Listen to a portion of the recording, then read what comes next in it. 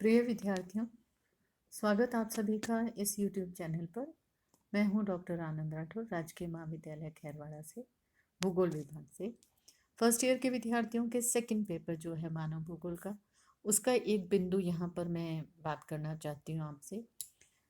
वो है मानव भूगोल का अन्य विज्ञानों से संबंध। मानव की उत्पत्ति जब से हुई है तब से वह भूगोल के एक तत्व के रूप में रहा है। वातावरण से प्रभावित होता रहा है और वातावरण की कठिनाइयों का निरंतर सामना करता रहा है।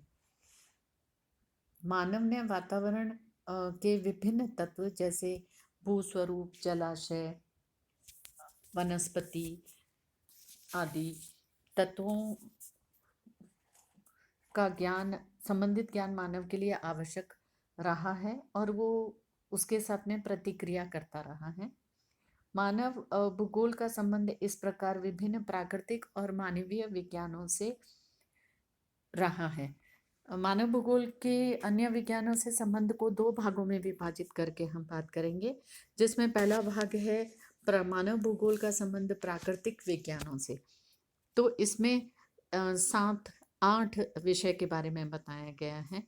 हम यहाँ पर ये देख रहे हैं मानव भूगोल का संबंध। यहाँ तक आप बात करेंगे जल विज्ञान, ओशनोग्राफी से। तो बहुत शॉर्ट में ये हैंडमेड नोट्स तैयार करे गए हैं। किताब में आप उठा के देखेंगे तो बहुत विस्तृत व्याख्या करी गई है, जो हमारी विषय वस्तु से बहुत दूर ले जाती है और वो इतना उपयोगी साबित नहीं होता है। तो यहाँ हम देखें पहला विषय मानव भूगोल और गणित। मैंने इसके सब टॉपिक में इंग्लिश में भी इन विषयों को बता रखा है। तो यहाँ हम देखें तो मानव भूगोल में विभिन्न प्रदेशों का अध्ययन करा जाता है, जिसमें प्रदेश की ज्यामितीय स्थिति, भौगोलिक स्थिति, क्षेत्रफल, आकृति, संसाधन के मूल्यांकन आदि का अध्ययन आवश्यक होता है, जिसमें गणित की विभिन्न विधाओं का प्रयोग करा जाता है। और पिछले कुछ दशकों में देखें तो गणितीय विधियों का प्रयोग मानव भूगोल के अध्ययन में बहुत प्रभावशाली तरीके से किया जा रहा है। दूसरा है गणित की ही एक और शाखा पैरेलल है। ये मानव भूगोल का संबंध सांख्यिकी से, स्टैटिस्टिक्स से। तो विभिन्न प्रदेशों की जनसंख्या, उनकी वृद्धि, घनत्व, जनांकी के विभिन्न आयामों का अध्ययन के लिए सांख्यिकी का प्रयोग करा जाता है। इसलिए मानव भूगोल सांख्यिकी से भी जुड़ा हुआ है। और वर्तमान में तो हम देखें तो मानव भूगोल का जो शोध कार्य होते हैं उसमें भी सांख्यिकी का प्रयोग करा जाता है। फिर तीसरा सब्जेक्ट देखें तो वो है मानव भूगोल और भौमिकी, जियोलॉजी जिसे कहते हैं, जिसमें शैल, खनिज पदार्थों की संरचना, उनका कितना भंडार आदि, इसका अध्ययन उसमें करा जाता है। तो मानव भूगोल में भू आकृतियों का संबंध सीधा सीधा है मानव से, और शैल और खनिज पदार्थों का अध्ययन भी संसाधन प्रयोग के लिए आवश्यक होता है। तो जियोलॉजी का प्रयोग भी मानव भूगोल से संबंधित है। मानव भूगोल विषय में ये भी समाता है।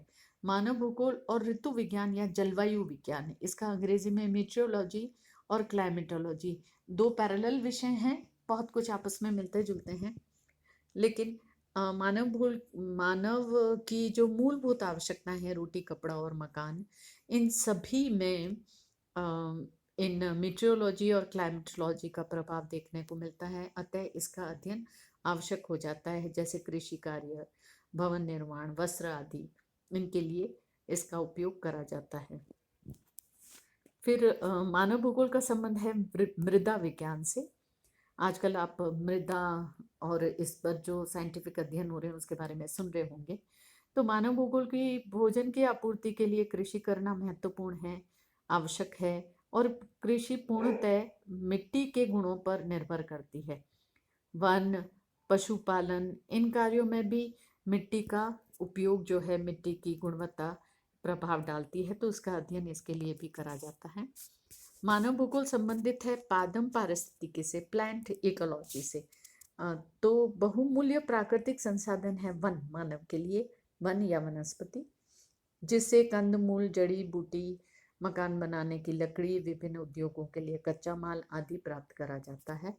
तो वनस्पति या पादप पारिस्थितिकी का अध्ययन भी मानव भूगोल से संबंधित है। इसी के पैरेलल है मानव भूगोल और प्राणी पारिस्थितिकी, human geography and animal ecology.